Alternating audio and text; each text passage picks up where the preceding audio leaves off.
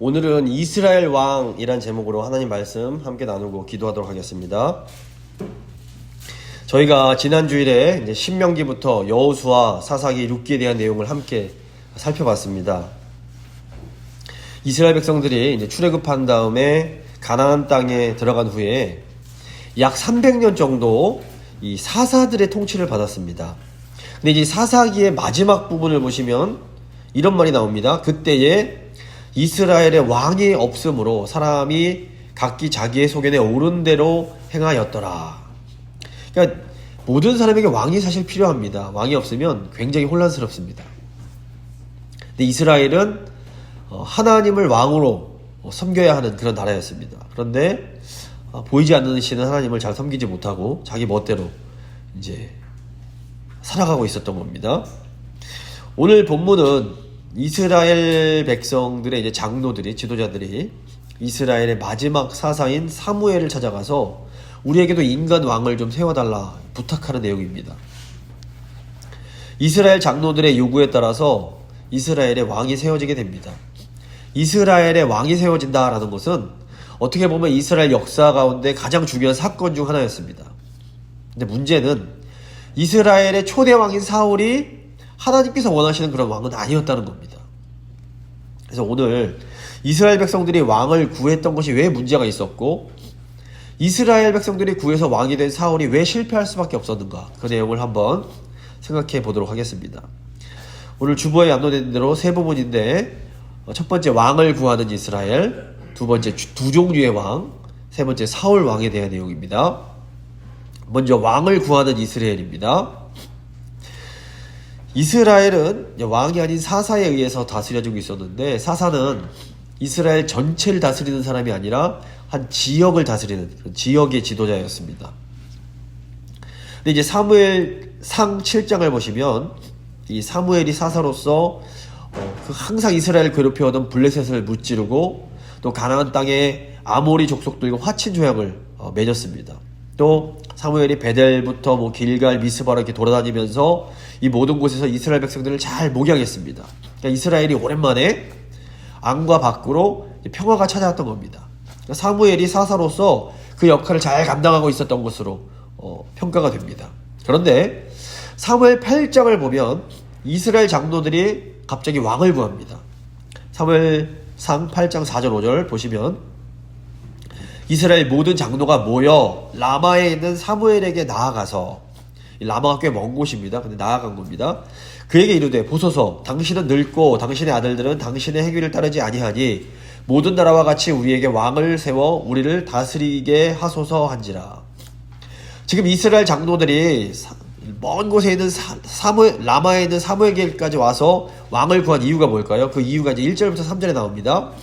사무엘이 늙음에 그의 아들들을 이스라엘 사사로 삼으니 장자 이름은 요엘이요 차자 이름은 아비아라. 그들이 브엘세바에서 사사가 되니라. 그의 아들들이 자기 아버지의 행위를 따르지 아니하고 이익을 따라 뇌물을 받고 판결을 굽게 하니라. 사무엘이 나이가 드니까 자기 아들들을 이스라엘의 사사로 임명하게 됩니다. 그런데 이 사무엘의 아들들이 안타깝게도 사무엘처럼 이렇게 공의롭게 통치하지 못한 것 같습니다. 사무엘 아들들이 이익을 따라 뇌물을 받고 판결을 굽게 했다라고 나옵니다. 이제 사무엘을 길러준 이 엘리 제사장이 있는데, 엘리 제사장의 아들들이 불량한 자들로 유명했습니다. 그 사무엘의 아들까지도 이렇게 사무엘의 길을 따르지 못하는 걸 보면서, 야, 역시 믿는 사람들도 자기는 어떻게 할 수 없어, 이렇게 생각하기가 쉽습니다. 그런데 이제 이걸 좀 잘 보면 사무엘과 엘리는 완전히 다릅니다. 사무엘의 아들들의 이름을 보시면 사무엘이 그래도 자기 아들들을 믿음으로 기르려고 노력했음을 우리가 볼 수 있습니다. 큰아들 이름이 요엘입니다. 여호와는 하나님이시다, 이런 뜻입니다. 둘째 아들 아비야는 여호와는 나의 아버지시다, 이런 뜻입니다. 그러니까 사무엘은 자기 아들들을 정말 신앙으로 자라게 하려고 그런 마음이 있었다는 것을 우리가 얼마든지 유추할 수 있습니다. 하지만 이 엘리 제사장은 전혀 다릅니다. 이 엘리 제사장의 두 아들 이름이 홈니와 비느하스였습니다. 근데 이 두 이름이 이집트식 이름입니다. 홈니는 이집트어로 올챙이라는 뜻이 있고, 비느하스는 흑인 또는 아프리카 남부 사람 이런 뜻이 있습니다. 무슨 이름이 올챙이야 이런 생각이 드실 수가 있습니다. 이름이 올챙이야. 근데 이제 이집트에서는 개구리가 그 다산과 생명의 상징이었습니다. 그래서 10가지 재앙이 내릴 때 개구리 재앙이 내렸던 이유가 무엇인가 하면 너희들이 잘못된 우상을 섬기고 있다 하나님께서 심판하시는 의미가 있습니다. 그래서 올챙이는 굉장히 좋은 의미가 있었습니다. 근데 어쨌거나 이 이집트는 당시에 굉장히 선진 문명을 가진 강대국이었기 때문에 요즘으로 치면 이제 옛날 한국 못 살 때 미국이 부러워갖고 미국식 이름 뭐 필립 이런 식으로 이름 짓는 거랑 비슷한 겁니다. 엘리 제사장이 제사장인데 이스라엘의 제사장인데 자기 두 아들을 이집트식 이름을 따라서 지었다. 이것은 그 하나님 말씀대로 하나님 여호와 하나님을 섬기는 자들로 키우려고 별 관심 없고 그냥 유행 따라 멋지게 크길 바란 그런 마음이 있었던 것을 저희가 볼 수가 있습니다. 결국 이제 엘리 제사장의 아들들이 여호와의 제물을 업신여기고 회막문에서 섬기는 여자와 동침을 하는 아주 끔찍한 죄를 짓습니다. 근데 이 죄가 그냥 욕심이 많은 탐욕이나 어떤 성욕 같은 것과는 차원이 다릅니다. 하나님께서 이제 어린 사무엘에게 엘리 제사장의 그 자식들이 절대 그 죄에 용서받지 못할 거나 말씀을 해주십니다. 사무엘상 3장 14절을 보시면 그러므로 내가 엘리의 집에 대하여 맹세하기를 엘리 집의 죄악은 제물로나 예물로나 영원히 속죄함을 받지 못하리라 하였노라. 이게 아주 충격적인 말씀입니다. 사실 구약에서도 인간이 저지르는 대부분의 죄는 용서를 받을 수가 있습니다. 하나님 앞에 나아가서 정말 속죄제를 드리고 간절히 진실된 마음으로 회개하면 하나님이 용서해 주셨습니다. 그런데 하나님께서 하나님을 고의적으로 모독한 죄는 용서하지 않으십니다. 이게 용서를 못 받는 겁니다. 엘리의 아들들의 죄는 하나님이 어떤 분이신지 알면서도 고의적으로 하나님의 은혜를 거절하고 하나님의 이름을 모독하는 죄였습니다. 그래서 사무엘상 2장 12절 보시면 엘리의 아들들은 행실이 나빠 여호와를 알지 못하더라 라고 나옵니다. 여호와 제사장인데 여호와를 머리를 몰랐다는 뜻이 아닙니다. 고의적으로 하나님을 무시한 겁니다. 이게 옛날 그 개역 성경 보면 엘리의 아들들은 불량자라 이렇게 되어 있습니다. 근데 이게 이제 히브리어 원어를 보면 엘리의 아들들은 마귀 새끼들이라 마귀의 아들들이다 이렇게도 번역이 가능합니다. 그러니까 사무엘의 아들들이 지은 죄는 엘리의 아들들이 지은 죄와는 완전히 질이 다릅니다. 그러니까 아마도 사무엘의 아들들은 사사가 될 자격은 있었던 아들들이었을 겁니다. 그런데 이제 어느 순간 죄의 유혹에 이제 넘어가서 실수를 저질렀던 것 같습니다. 하지만 사무엘의 아들들의 실수는 엘리의 아들들의 그 불량한 하나님을 모독하는 죄와는 차원이 다른 죄였습니다. 더욱이 이 사무엘의 아들들이 다스리는 지역은 브엘세바였습니다. 브엘세바는 이스라엘 최남단, 저 남쪽, 우리나라 치면 제주도 같은 곳입니다. 그러니까 브엘세바에서 아무리 나쁜 짓을 했다 한들 이스라엘 전체에 큰 영향을 줄 수가 없는 곳입니다. 더욱이 이 브엘세바마저도 아마도 사사인 사무엘이 공동으로 다스리고 있었을 겁니다. 따라서 이스라엘 장로들이 사무엘 아들들 핑계대면서 뭐 이렇게 자기 아들들도 이게 이제 우리에게 왕세해달라고 이렇게 말하는 것은 사실 온당한 구실이 될 수 없습니다. 이스라엘 장로들이 사무엘 아들들의 잘못을 핑계 삼아서 자기들의 목적을 지금 이루고 싶어 한 겁니다. 근데 이스라엘 장로들이 그 먼 곳에 있는 라마까지 찾아와서 사무엘에게 왕을 구했던 진짜 이유가 무엇일까요? 5절에 그 이유가 나옵니다. 5절 후반부 보시면 모든 나라와 같이 우리에게 왕을 세워 우리를 다스리게 하소서. 그러니까 이스라엘 백성들이 그 이방 나라에 있는 왕을 부러워했던 겁니다. 이스라엘의 장로들은 주변 나라들과 같은 왕이 다스리는 나라를 세우고 싶어 했습니다. 이제 이것이 이스라엘이나 바벨론 같은 선진 문명과 아주 밀접한 관련이 있습니다. 그러니까 하나님의 백성들도 이 화려한 세상 문화를 보면서 눈이 휘둥그레지고 마음을 뺏길 수 있습니다. 멋있어 보이는 겁니다. 근사해 보이는 겁니다. 하지만 하나님을 떠난 세상 문명은 조심하지 않으면 우리를 사로잡아 우리를 그 문화, 그 죄악된 문명의 노예로 삼을 수 있습니다. 이제 두 종류의 왕을 보시겠습니다. 왕은 한 나라를 다스리는, 통치하는 사람입니다. 과거나 지금이나 이 온 세상에는 딱 두 종류의 왕밖에 없습니다. 하나는 하나님의 나라를 다스리는 하나님 나라의 왕이 있고, 다른 하나는 세상 나라를 다스리는 세상 나라의 왕입니다. 본래 온 세상은 하나님께서 다스리시는 하나님의 나라였습니다. 그런데 이제 인간이 하나님께 반역을 하면서 세속적인 문명, 세속적인 나라가 생겨나기 시작합니다. 창세기 4장을 보시면 가인이 동생을 죽이고 떠나가서 도시를 건설합니다. 가인 이후로 계속해서 인간들이 만들어내는 세속 문명이 생겨나게 됩니다. 창세기 11장에 보시면 이 바벨탑이 나오는데, 이 바벨탑은 인간 문명의 특징이 결국 하나님처럼 높아지려고 하는 것이라는 것을 우리에게 분명하게 보여줍니다. 창세기 12장에서 하나님께서 하나님을 떠나 스스로 신이 되려고 하는 이 세상으로부터 하나님의 백성들을 구원하시려고 아브라함을 불러내십니다. 그리고 결국에는 아브라함 통해서 다시 이 세상을 구원하고자 하십니다. 하나님께서 아브라함을 부르실 때에 아브라함은 바벨론이라는 아주 문명이 고도로 발달한 국가에 살고 있었습니다. 당시 바벨론 이 왕국은 그 훗날 남유다를 멸망시킨 바벨론 제국과 좀 다른, 물론 조상이라고 할 수 있지만 다릅니다.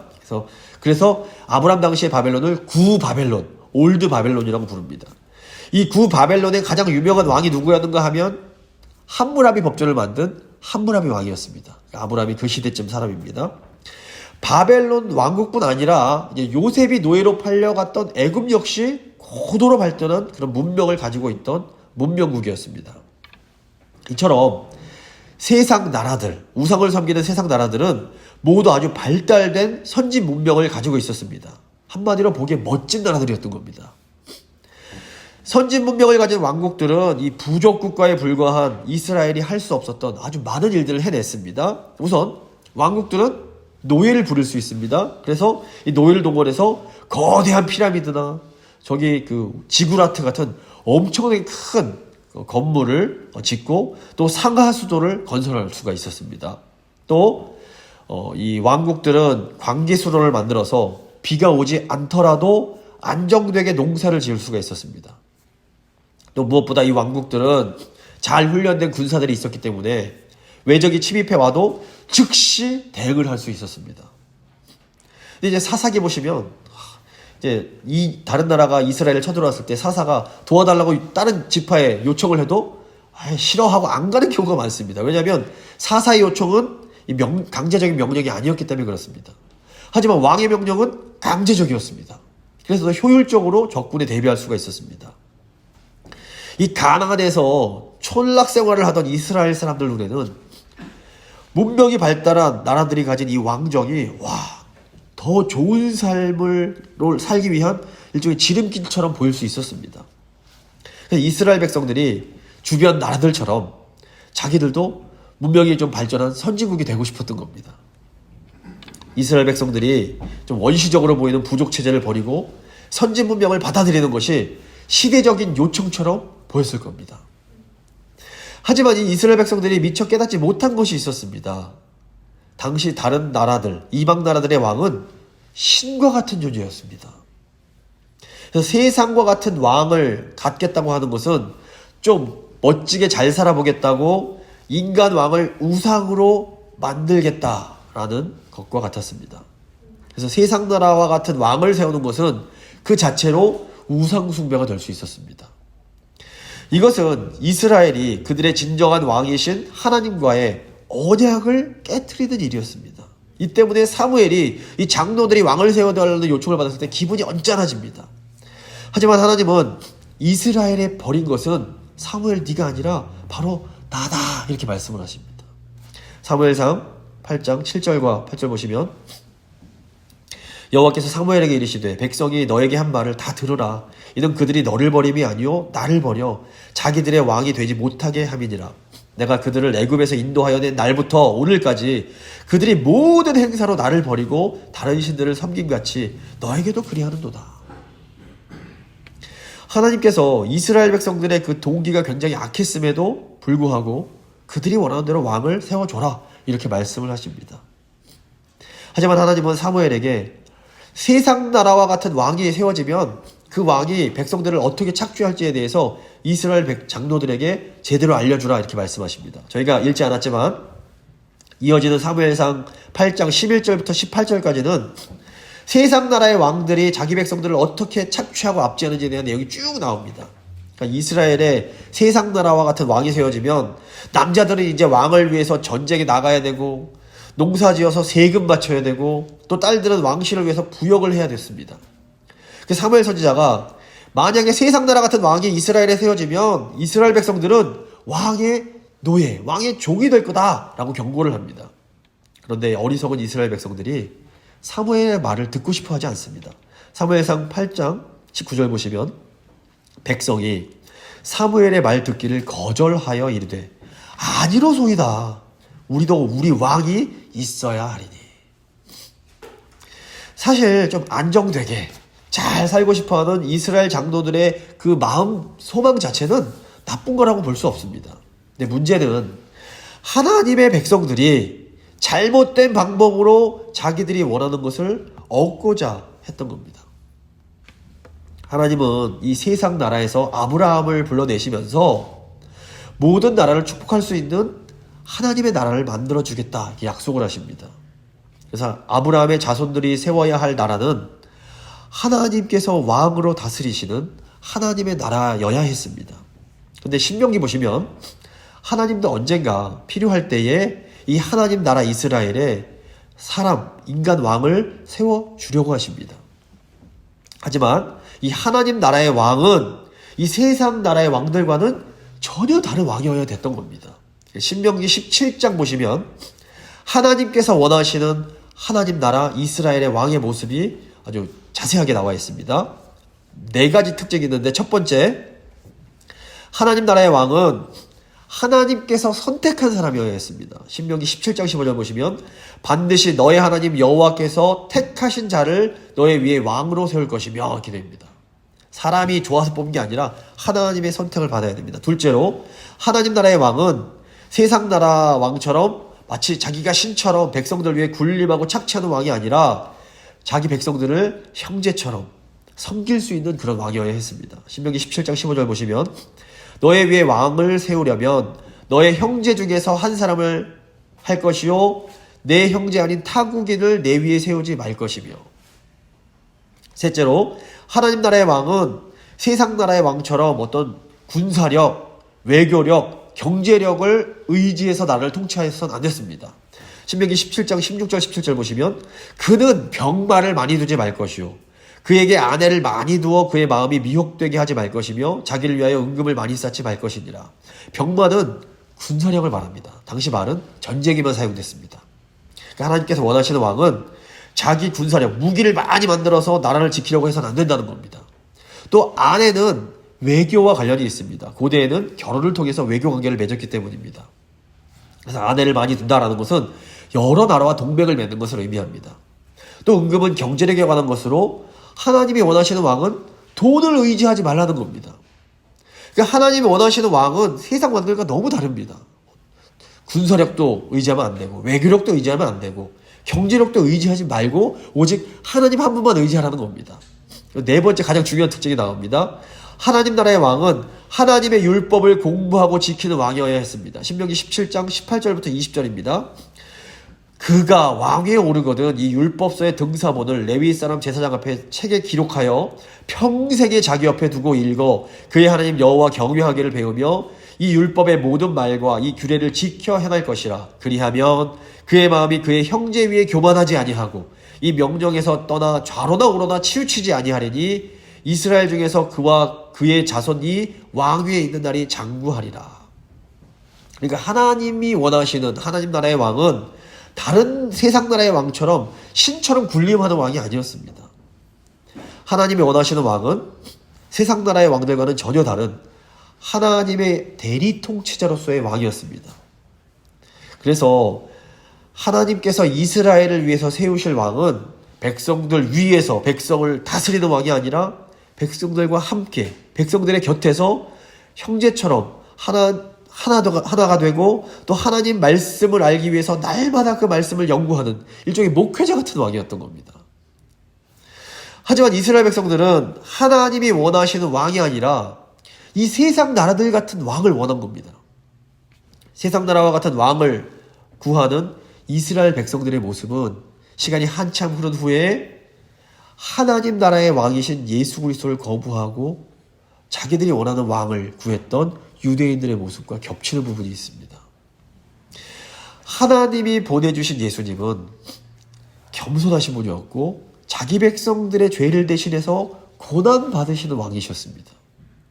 하지만 유대인들은 자기들을 로마와 같은 이방 나라에서 해방시켜줄 강력한 카리스마를 가진 그런 왕을 원했습니다.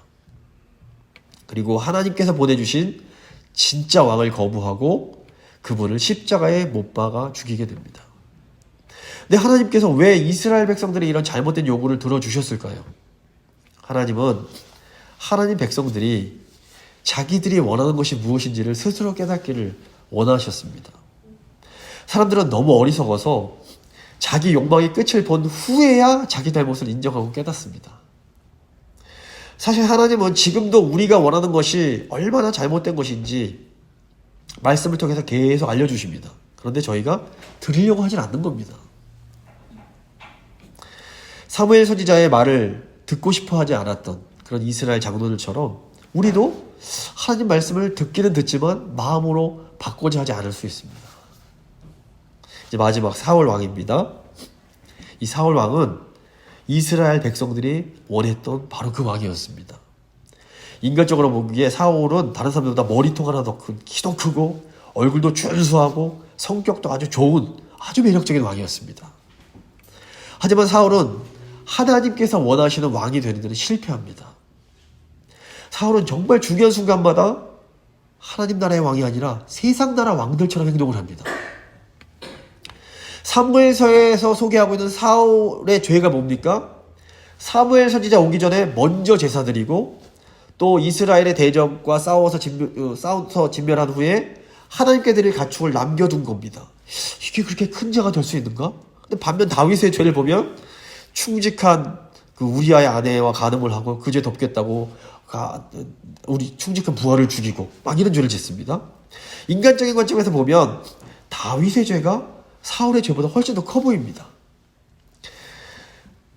그런데 사울은 하나님께 버림을 받고 다윗은 하나님 마음에 합한 사람으로 인정을 받습니다.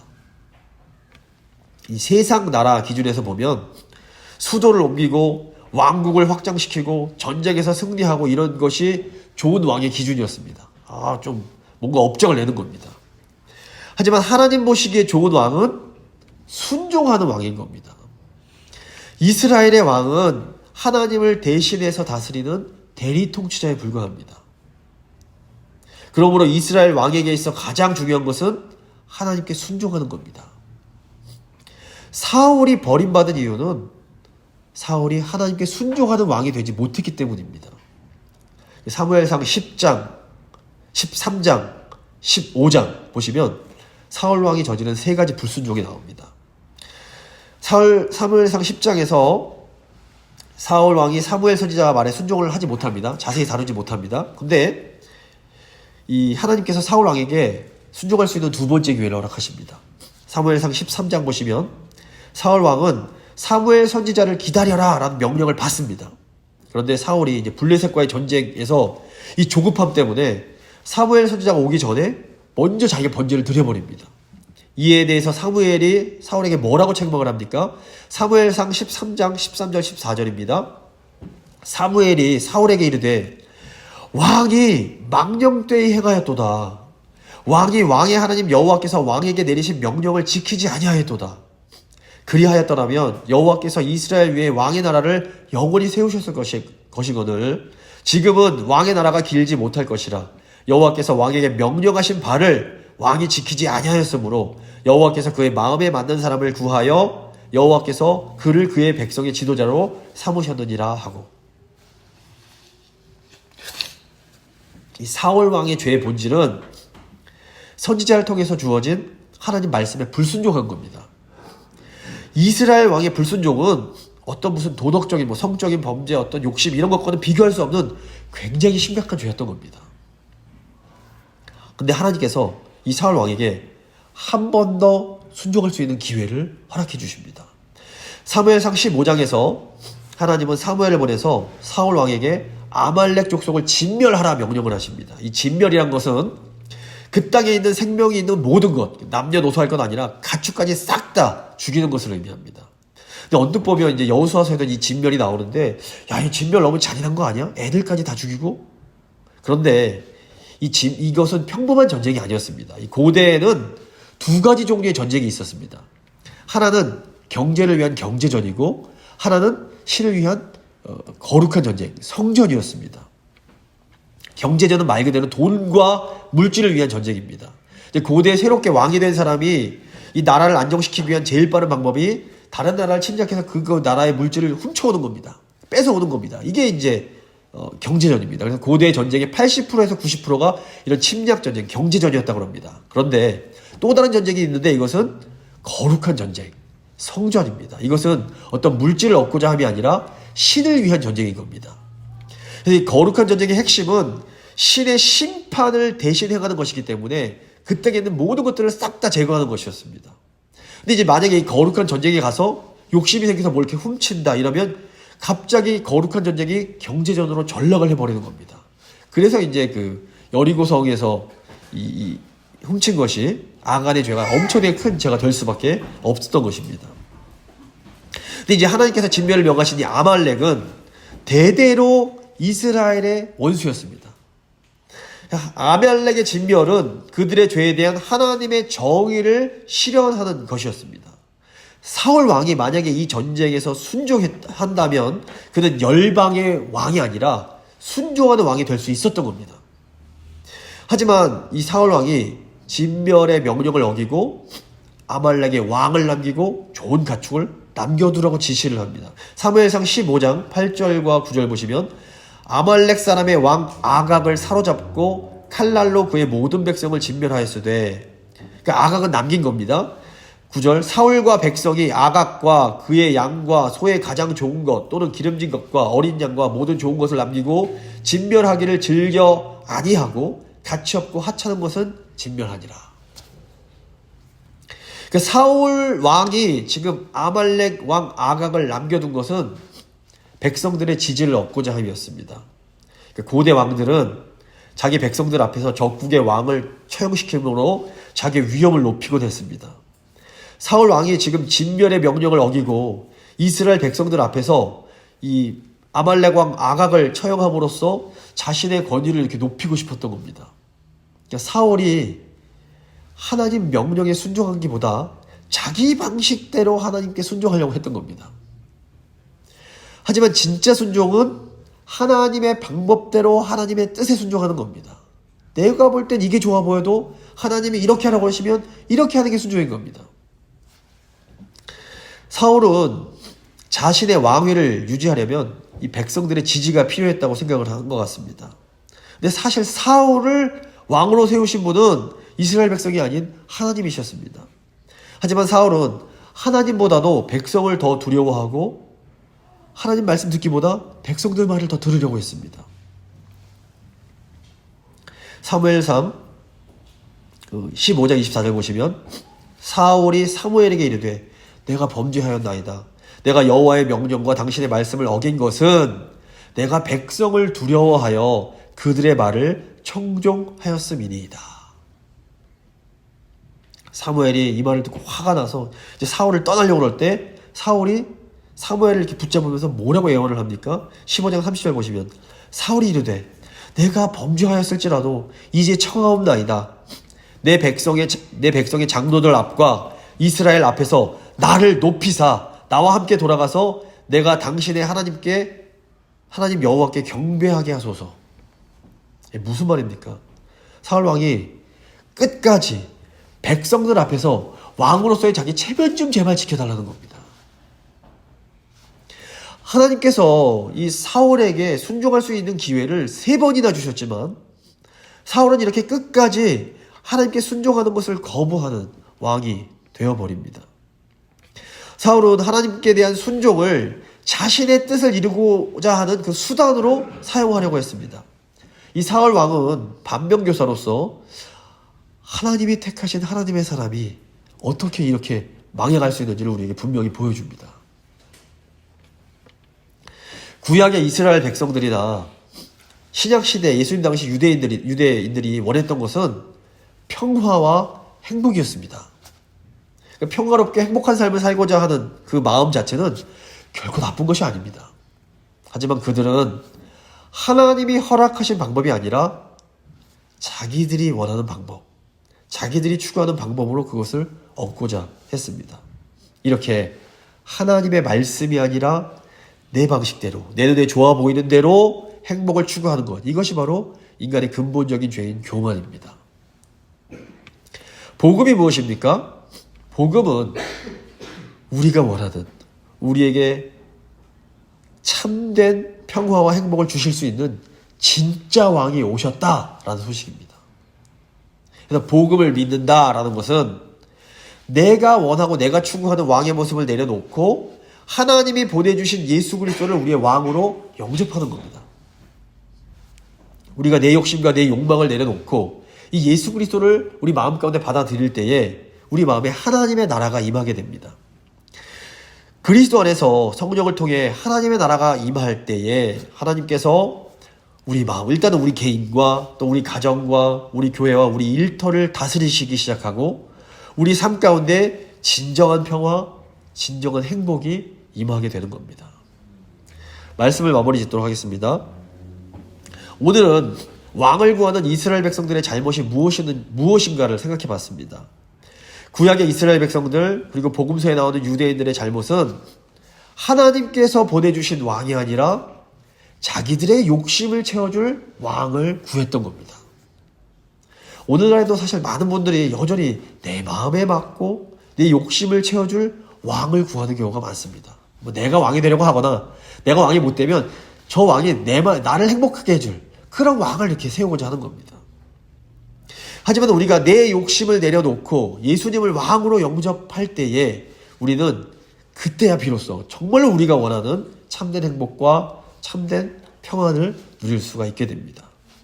그러므로 우리 예수님을 우리 마음의 진짜 왕으로 모심으로 하나님께서 정말로 주실 수 있는 참된 평안과 참된 행복을 누리는 우리 모두가 될 수 있기를 간절히 소망합니다.